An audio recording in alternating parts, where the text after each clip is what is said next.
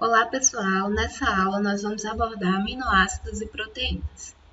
Bem, os aminoácidos eles se comportam como tijolinhos moléculas que formam a proteína. Nós normalmente sinalizamos ou simbolizamos estas moléculas com 2A minúsculos, então inclusive em alguns livros vocês vão encontrar essa determinação.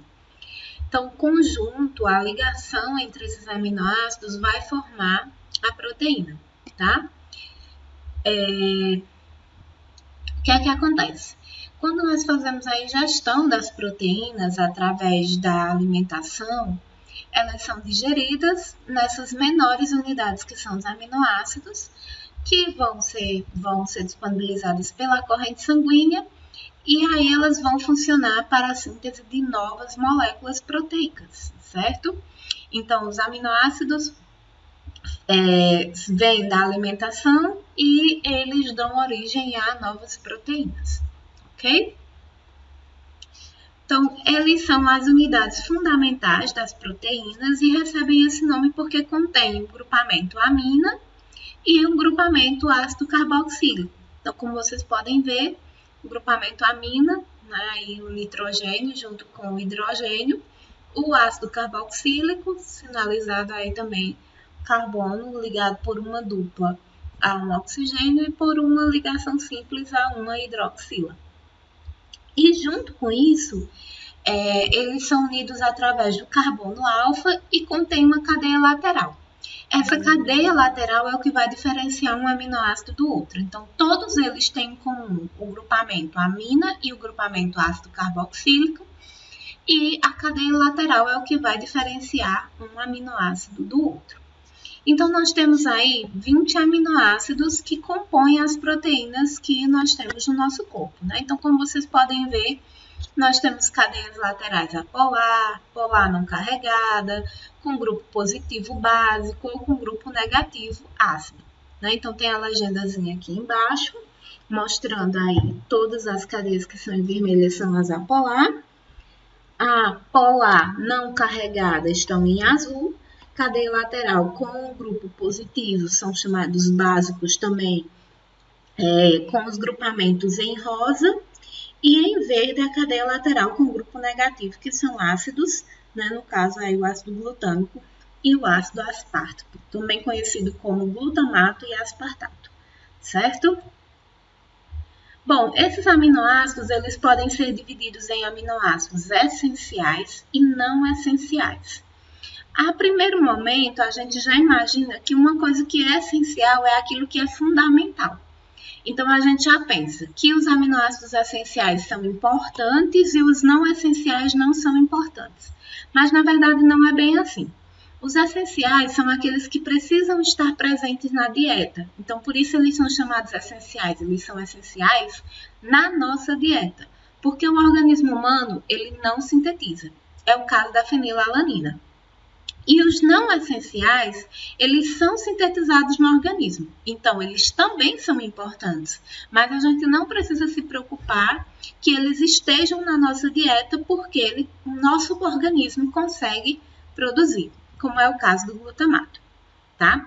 Quando a gente procura quais são os aminoácidos essenciais e não essenciais, a gente encontra listas que divergem, Algumas listas colocam 10 essenciais, 10 não essenciais, outras colocam mais não essenciais. Então, eu coloquei aqui essa classificação que ela leva em consideração os não essenciais, os essenciais e os condicionalmente essenciais, certo? Então, ela vai levar em consideração o estado do nosso organismo.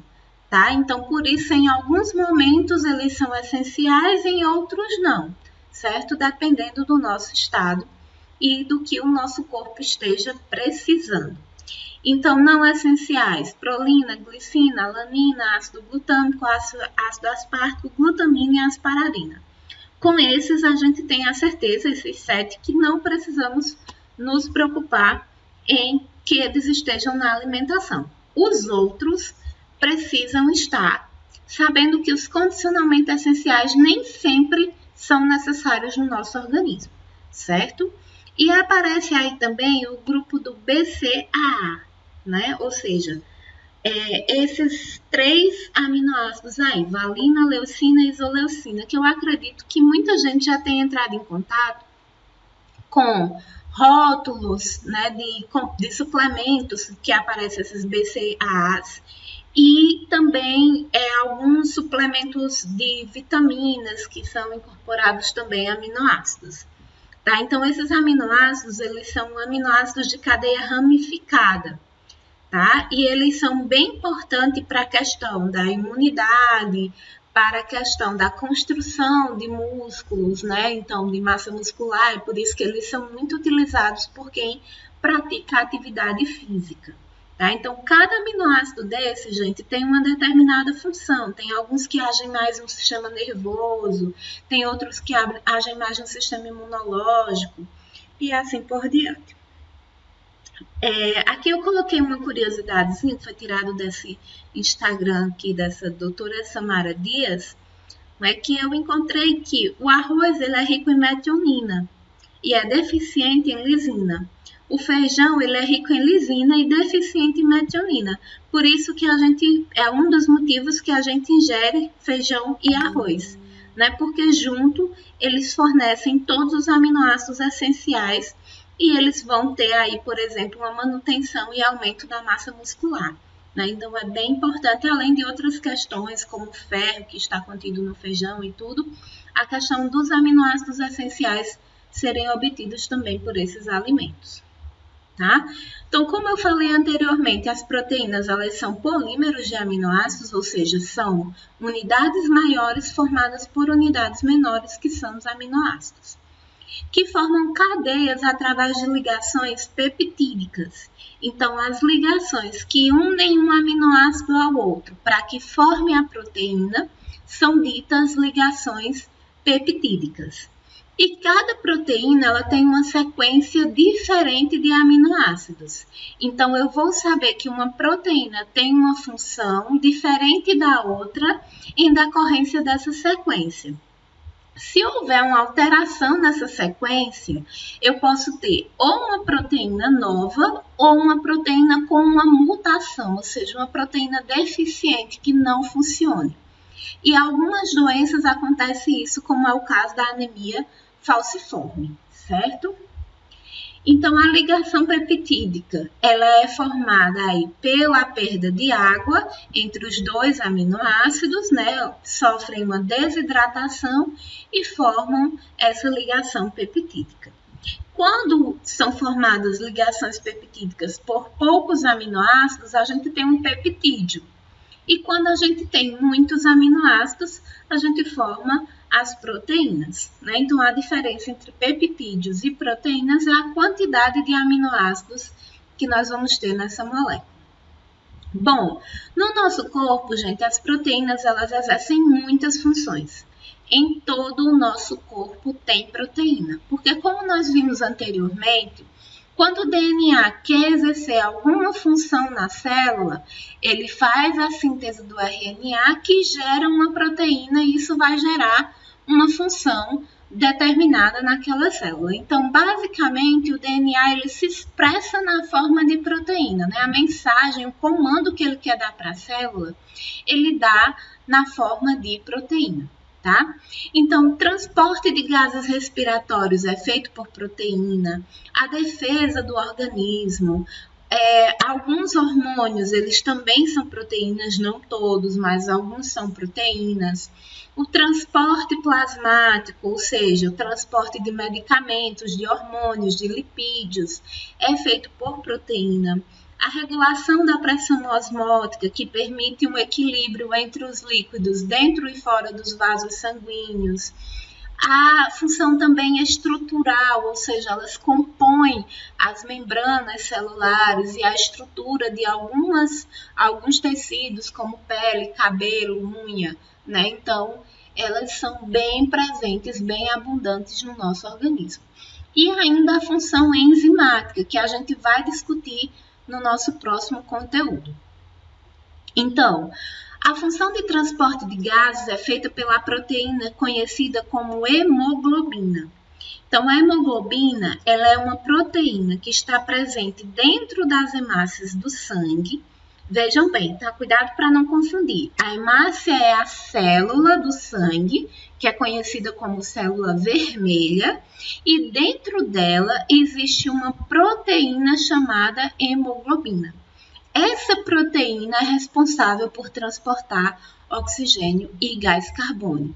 E quando ela aparece deficiente, ou seja, quando nós temos pouca hemoglobina, nós chamamos de anemia, tá? Gente, a anemia, esse termo, se refere simplesmente à baixa de hemoglobina. Quando eu digo que uma pessoa tem anemia, ela tem hemoglobina baixa.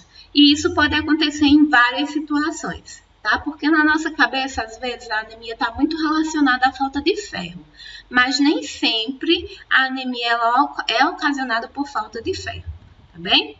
Então, na hemoglobina, eu tenho a molécula de ferro presente, né? Eu tenho aqui o grupamento M e eu tenho ferro presente. É por isso que a falta de ferro leva à anemia, porque o ferro ele é necessário para que a proteína seja fabricada. A medula ela precisa do ferro para fabricar a hemoglobina. Tá? Então, por isso, a falta de ferro é uma das causas de anemia, porque vai haver pouca hemoglobina formada. Então, ela, como eu falei, é responsável pelas trocas gasosas, né? Ela vai lá no alvéolo e ela faz essa troca entre o alvéolo e o sangue, carregando o oxigênio.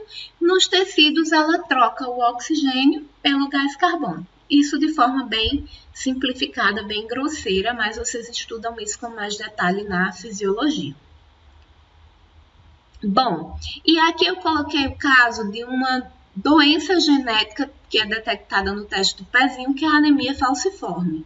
Nessa doença, acontece uma troca do ácido glutâmico, aqui ó, na posição 6, pela valina.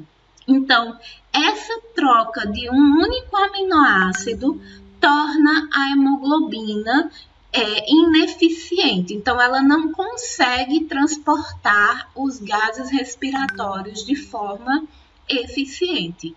E isso vai ocasionar uma série de problemas para esse paciente durante toda a vida, né? Então, algumas vezes ele tem que ficar fazendo transfusão, ele pode ter problemas articulares, ele pode ter problemas também pulmonares. Então, existe uma série de complicações ocasionadas pela anemia falciforme. É uma doença genética porque o próprio DNA ele já fabrica a hemoglobina com esse defeito, né? É um defeito que vem lá já do DNA, ok? As imunoglobulinas são proteínas que têm a função de defesa, né? Elas são chamadas também de anticorpos, tá? Então, elas defendem o nosso organismo contra a invasão de organismos estranhos, seja um vírus, uma bactéria, uma verminose, no caso, né, parasitas, enfim. Então, ela vai tentar defender, tá? Então, cada anticorpo se liga a um antígeno, que é como eu chamo qualquer partícula estranha que entre no meu corpo, e ele vai fazer esse processo de defesa, ok? A função hormonal, ela está representada aqui pela insulina e pelo glucagon.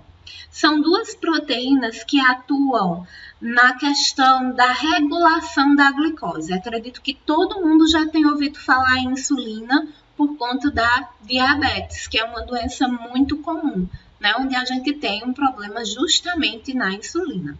Então, a insulina ela é uma proteína liberada pelo pâncreas quando acontece a hiperglicemia, que é o quê?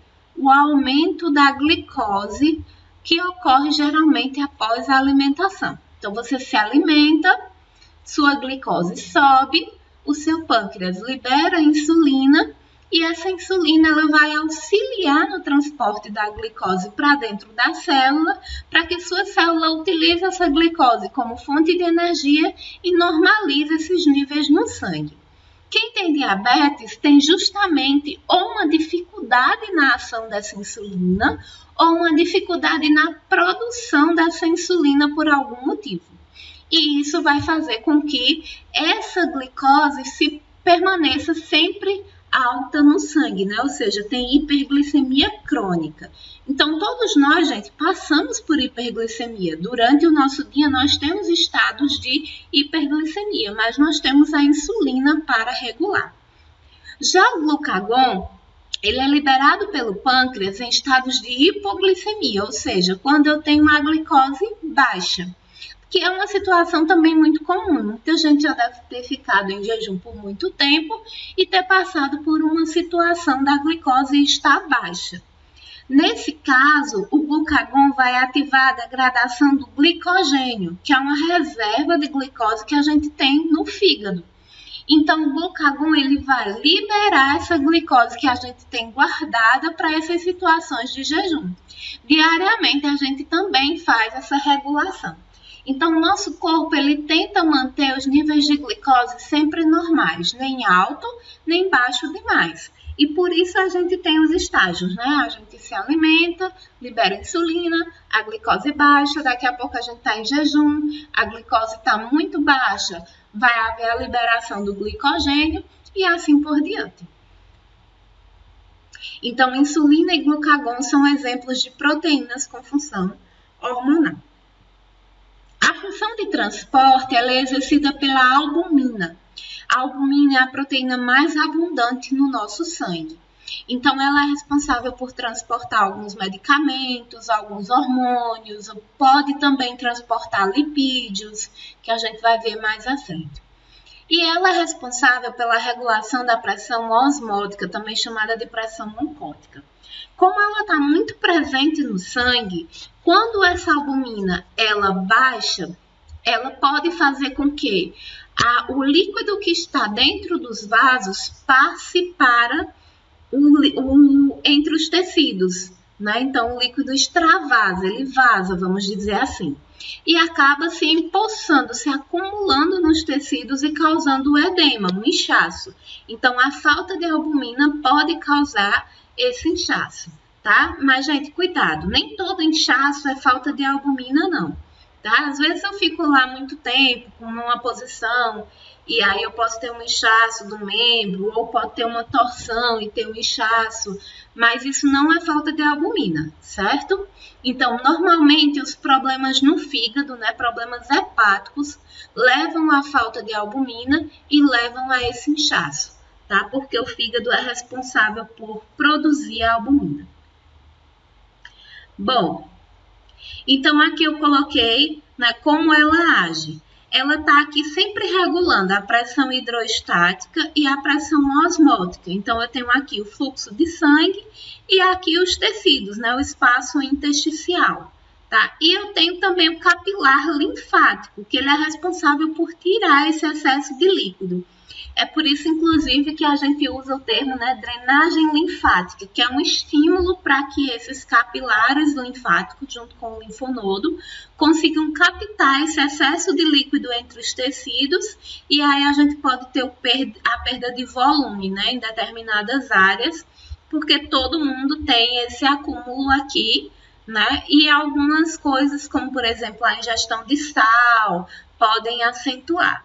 Bom, então a albumina ela mantém essa pressão hidrostática e essa pressão osmótica em equilíbrio. Quando eu tenho falta de albumina, vai prevalecer a pressão hidrostática. Então, vai sair mais líquido do que retornar para os vasos.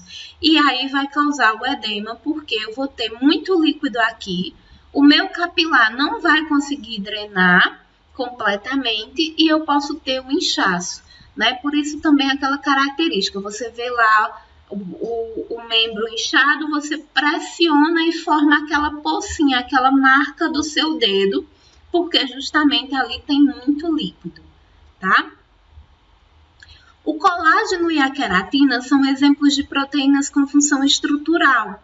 Eles compõem a estrutura da pele, do cabelo, da unha. Então, é por isso que é muito comum a gente ver muitos produtos de cabelo, de unha, de pele com colágeno e com queratina, né? Tem muita gente tomando colágeno hidrolisado, usa muito a queratina para queda e para crescimento de cabelo, porque são proteínas que fazem parte da estrutura desses tecidos, tá? Cada proteína, gente, ela possui uma configuração tridimensional peculiar. Quando a proteína é fabricada, ela é fabricada na forma de estrutura primária. Todos os aminoácidos vão sendo enfileirados, tá? À medida que ela amadurece, vamos dizer assim, ela começa a se enrolar. Então, a estrutura secundária, ela vai ter aqui uma aparênciazinha de fio de telefone,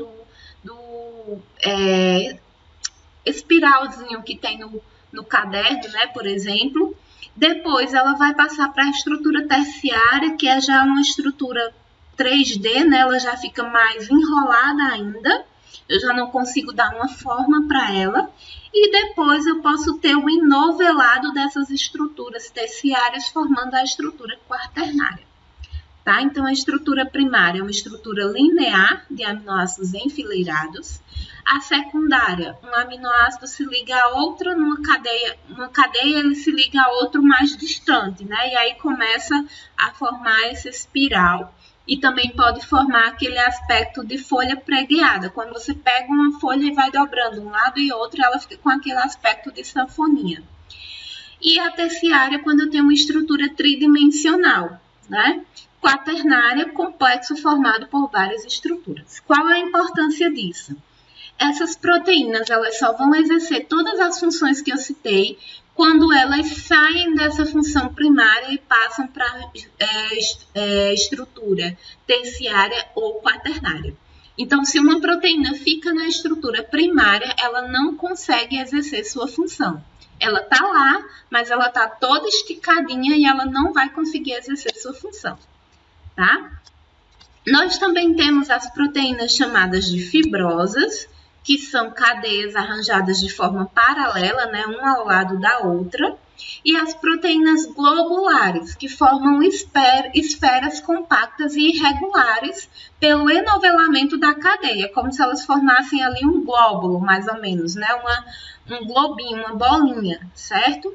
Então, eu posso ter, no caso, por exemplo, colágeno, que tem essa estrutura fibrosa, né, uma ao lado da outra, formando umas cadeias ali mais ou menos ajustadas.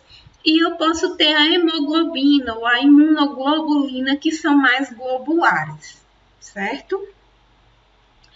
As proteínas também podem ser classificadas como proteínas conjugadas, que é quando eu tenho outras estruturas ligadas a ela. Por exemplo, eu tenho as lipoproteínas, são proteínas ligadas a lipídios.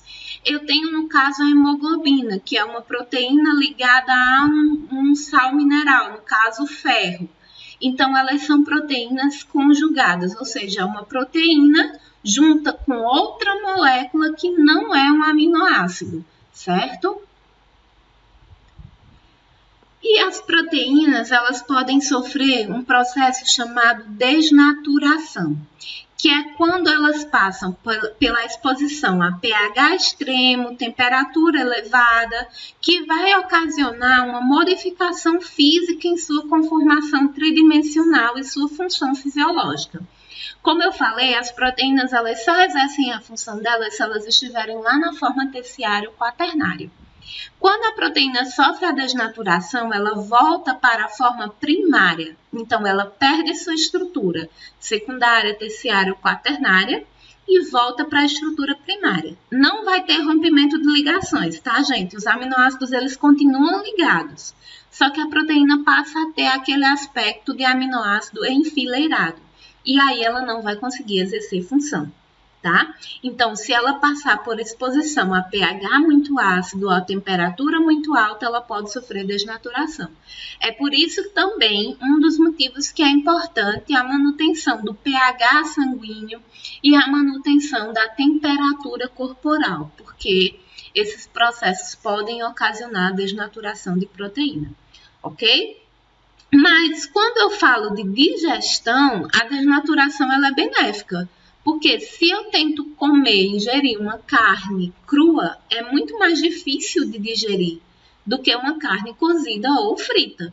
Por quê? Porque o processo de elevar a temperatura desnatura aquela proteína da carne e facilita a minha digestão. Porque na digestão eu não quero a proteína inteira, eu quero justamente os aminoácidos. Então se torna mais fácil quebrar a proteína na forma primária, tá? E junto com isso também tem a acidez estomacal, que vai desnaturar também essas proteínas do alimento e tornar mais fácil a absorção dos aminoácidos. Então, a desnaturação no nosso organismo ela é ruim, ela pode causar a perda de função de proteínas importantes, mas quando eu falo de proteínas para preparo, para ingestão, é mais fácil eu ingerir na forma desnaturada, ok? Bom, gente, então essas são as principais informações sobre aminoácidos e proteínas.